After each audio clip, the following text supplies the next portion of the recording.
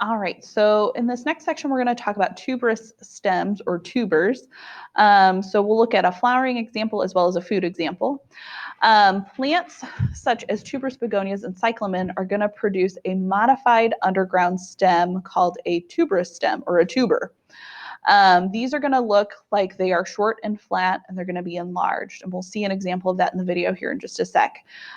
From these large, flat, short stems, you're going to have buds that shoot up, and then you'll have roots that grow down from the bottom. These are different from the tuberous roots that we talked about last unit. If you remember, we talked about things like sweet potatoes. Remember, stems and roots are different because stems are going to have nodes and internodes as well as buds, whereas roots do not. Okay, so that's why sweet potatoes are going to be different from regular potatoes, which is another example we'll look at in a little bit. Okay, so this is what a tuberous begonia looks like. And I may have to skip ahead a bit in the video. Yep, let's see. Like it can be kept from year to year. They're not cold or frost hardy, so you have to lift the tubers and store them frost-free over winter. When the leaves start to turn yellow, stop watering and allow the plants to dry out. All the leaves and stems will then start to turn yellow and die back. Then carefully snap off the stems from the tuber. Do this gently to test whether they're ready to come away. If they are, they'll part from the tuber with hardly any force. If they don't come away easily, leave them and try again a few days later. Then lift the tubers and gently remove any soil or compost adhering to them and check for vine weevil grubs. All right, so this is what the tuber looks like. You can then place them in shallow trays of sand or compost that is kept just moist. Concave so you can see side they're not up, very long, keeping the top of the tuber they're very just flat, uncovered. And they're flat and thick. They almost kind of look like a misshapen disc. This will stop the tubers from drying out over winter, but make sure the sand or compost is kept just moist, but not too. Okay, so looking at these, the reason he's putting them in compost or sand or going to store them the way he does is because these do not have an outer protective layer. They don't have anything like a tunicated bulb or anything like that to help keep moisture in. So it's important to keep them just moist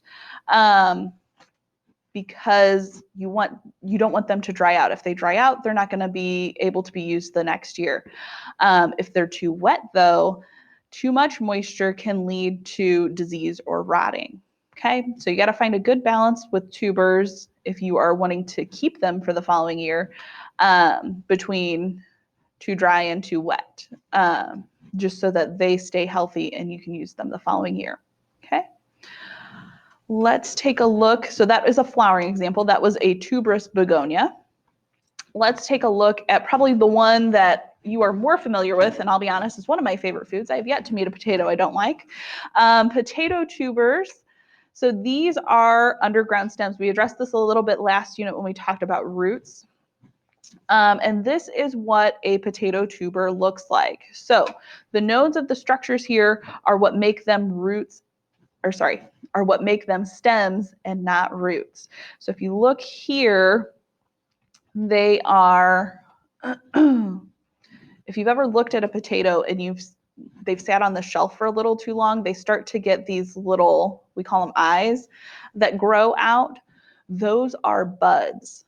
Okay, so the eyes of the potatoes are buds or nodes, which are basically just a cluster of buds where more of that plant can grow from. So when we're growing potatoes from a seed, it's important that each piece contain at least one eye, so that it's got about a golf ball size amount of potato with it, so that there's enough energy in that plant for it to grow and to have root development. So let's take a look at what it looks like for a potato to grow.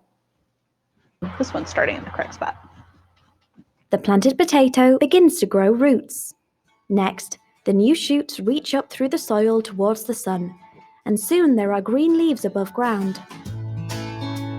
So potatoes are going to have stems that grow above and below ground. This is where the potatoes will grow. So these are the tubers.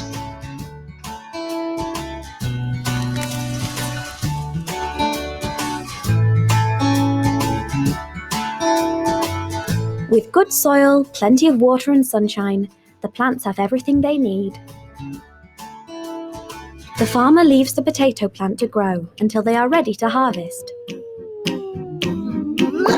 All right. And then once they're harvested, the whole plant has to come up and those potatoes get taken.